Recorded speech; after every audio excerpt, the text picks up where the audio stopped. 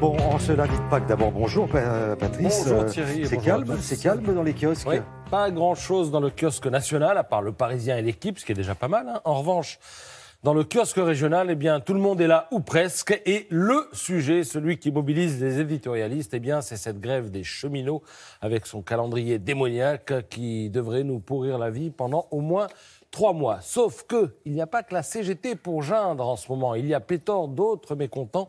Les retraités, les étudiants, les zadistes, les salariés de Carrefour. Le gouvernement aurait tort de sous-estimer le malaise, écrit Christine Claire dans le Télégramme. Le risque, eh bien, c'est celui d'une conjonction des révoltes ou celui d'une étincelle. Autant que la fermeté, l'habileté va lui être nécessaire, écrit l'éditorialiste. Mais en attendant, nous sommes le lundi de Pâques. Je rappelle que Pâques commémore la résurrection du Christ et c'est pour nous l'occasion de parler des petits miracles de la vie quotidienne. J'en ai 2 à vous proposer, l'un sur la multiplication des billets de banque et l'autre sur la réapparition d'un appareil photo mystérieux. On va commencer par ça d'ailleurs. Alors l'histoire, eh bien, c'est celle d'une Japonaise qui est en vacances. Elle perd son appareil photo étanche en pleine mer.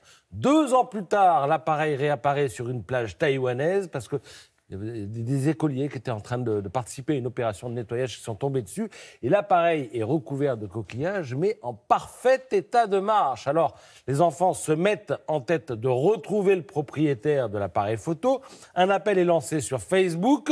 10 000 partages en un jour. Et au soir du premier jour, eh bien, une jeune femme japonaise dit « Coucou, il est à moi l'appareil photo ».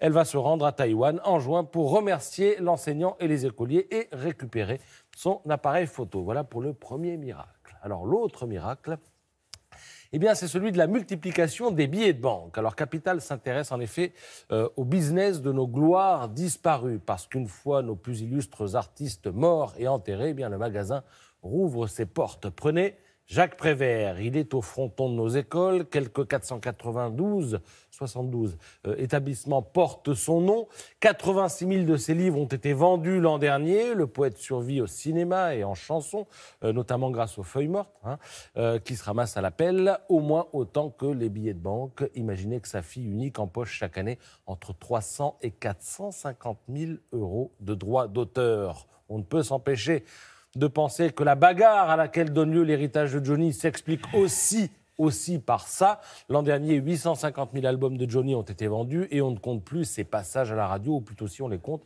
un peu plus de 10 000, qui eux aussi donnent lieu à des droits d'auteur. Dalida, 100 000 CD vendus l'an dernier, rien qu'en France, au dire de son frère Orlando, qui gère le Magot, un Magot qui a rapporté, selon Capital, près de 350 000 euros quand il a accepté le tournage du film Dalida. Alors parfois le business connaît un second souffle, c'est ce qui s'est passé récemment avec Romain Gary.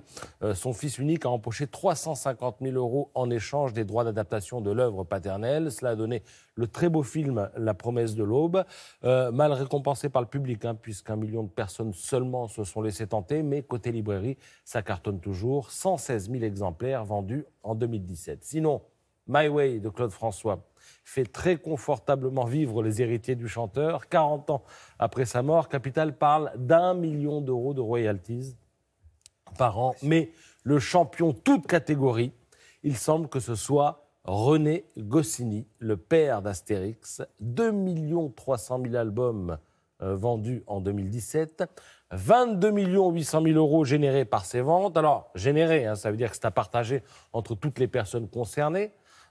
Astérix est vendu, je le rappelle, en 111 langues dans le monde.